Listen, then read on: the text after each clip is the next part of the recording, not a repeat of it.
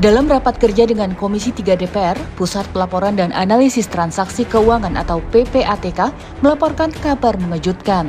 Lembaga ini mendeteksi adanya aliran dana lebih dari 155 triliun rupiah dari judi online.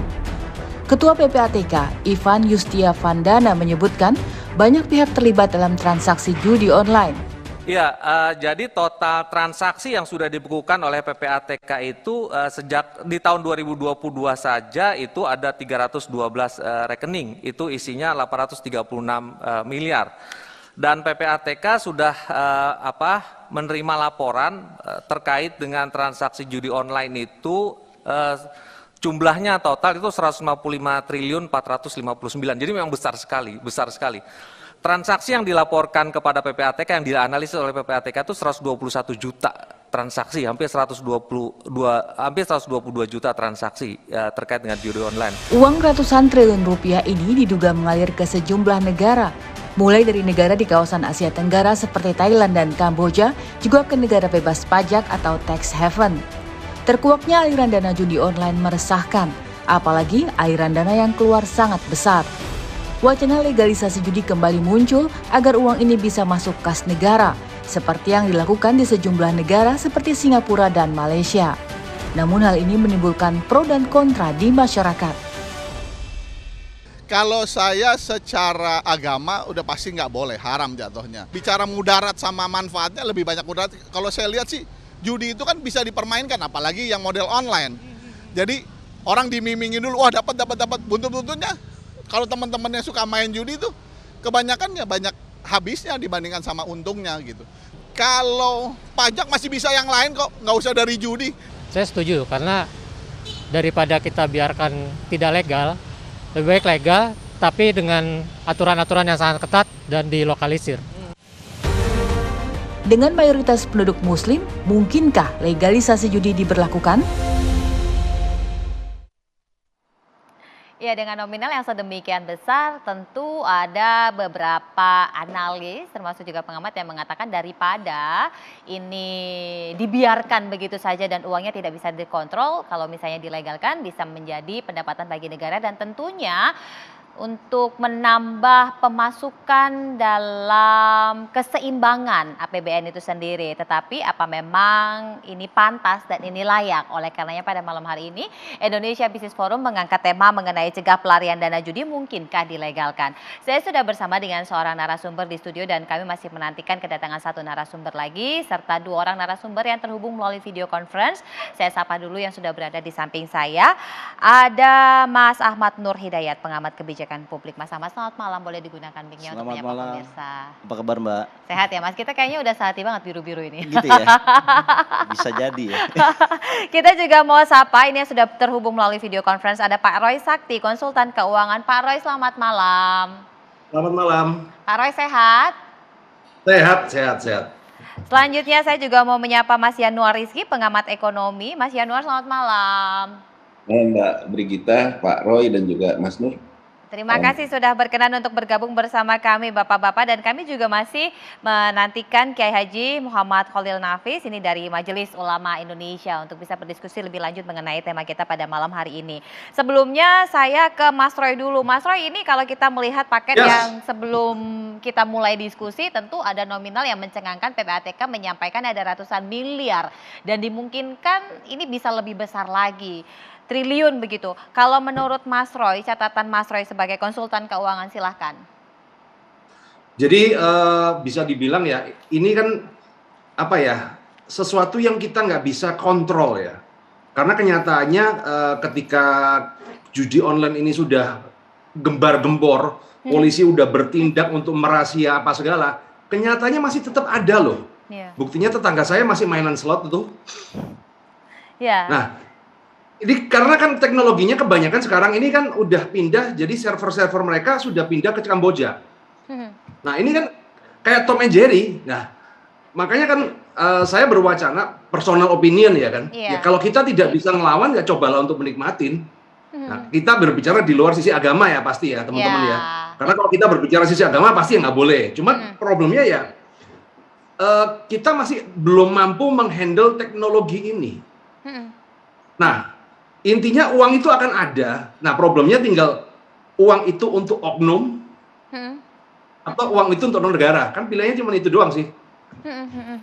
Kalau catatan Mas Roy dengan nominal yang sudah disebutkan PPATK lagi, apakah memang hanya segitu nominalnya atau kalau dari catatan Mas Roy ada catatan nominal lainnya begitu? Nggak mungkin kalau cuma segitu, nggak mungkin karena satu bandar satu website itu bisa menghasilkan sekitar 2-3 miliar per hari satu website. Nah, kadang-kadang satu bandar judi itu bisa punya 50 website. Belum yang mereka yang lain-lain yang kecil-kecil ya. Pasti angkanya triliunan, Mbak. Pasti angkanya triliunan. Mas Roy, kalau lihat dari angka yang sedemikian besar ya Mas Roy, itu perputarannya kalau dari hasil analisis dan telisik Mas Roy, apakah kemudian uang itu akhirnya karena server di Kamboja, lewatnya Kamboja dulu terus kita nggak dapat apa-apa atau gimana ya Mas? Nggak, pasti walaupun server Kamboja, mereka itu ketika top up pasti pakai rekening Indonesia. Nah, problemnya kan sekarang ini kan banyak kebocoran data, banyak orang itu bisa membuat rekening pakai bukan namanya dia, apa segala, ataupun itu ada kong kali kong, saya nggak tahu ya. Cuman yang setahu saya tuh salah satu murid saya itu pernah bekerja di mereka, tugasnya adalah gerilya ke desa-desa untuk mencari rekening. Jadi orang-orang nggak ngerti itu dibikinin rekening, kemudian disetor ke bandar-bandar judi ini. Dan itu setornya setiap bulan bisa sampai ratusan rekening.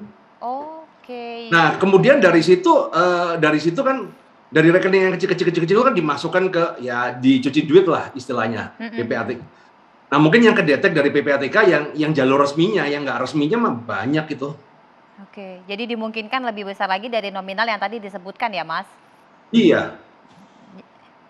Kalau dari bisnis ini, sepengamatan Mas Roy, sudah lama dan ternyata lebih besar dari kelihatannya yang sekarang ya Mas Roy ya.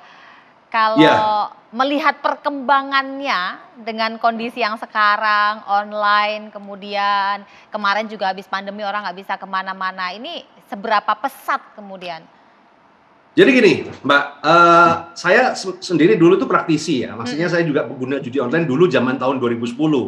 Nah, cuman bedanya begini, kalau dulu ya 10 tahun yang lalu, misalnya saya mau judi di namanya Sbobet, itu paling lama kan, itu roulette. Nah, saya deposit di Sbobet aja. Nah, tapi kalau saya mau pindah ke tempat yang lain, misalnya saya mau main slot tempat segala, kan saya harus deposit semua. Itu menjadi kendala. Nah, cuman kalau sekarang ada namanya engine, di mana Anda cuman depo di satu website, Anda bisa bermain di semua tempat. Inilah yang bisa mempermudah. Anda mau main togel, mau main bola, mau main slot, mau main apa, bebas. Dengan satu deposit, ini yang jadi masalah. Dan kemudian kenapa sih judi-judi online ini menjamur luar biasa? Karena ini sudah dirubah menjadi paket bisnis. Jadi mereka itu setengahnya kayak memfranchise-kan judi online ini. Jadi, sebelum kasus Sambo meledak ya. Jadi segala sesuatunya sekarang lebih mudah untuk dijangkau dan diakses begitu ya Mas ya? Iya, artinya ketika pelakunya menjadi banyak, kemudian aparatnya tidak tegas, ya menjamur lah. Kan ibarat kata begini nih, ular di sawah ini ularnya itu diburu tapi tikusnya dibiarin, lama-lama banyak tikusnya kan. Oke. Ini kalau Mas Ahmad, ini tadi penjelasan Mas Roy jelas ya bahwa memang perkembangannya sedemikian pesat, tapi tikusnya pun akhirnya juga makin banyak. Gimana kalau menurut Anda? Jadi pelaku judi ini kelihatannya selalu 2-3 langkah dibandingkan aparat keamanan ya. Jadi, kita melihatnya memang ini kejahatan atau perilaku yang sophisticated, tapi penanganan yang dilakukan oleh para aparat keamanan ini tidak sesophisticated mereka.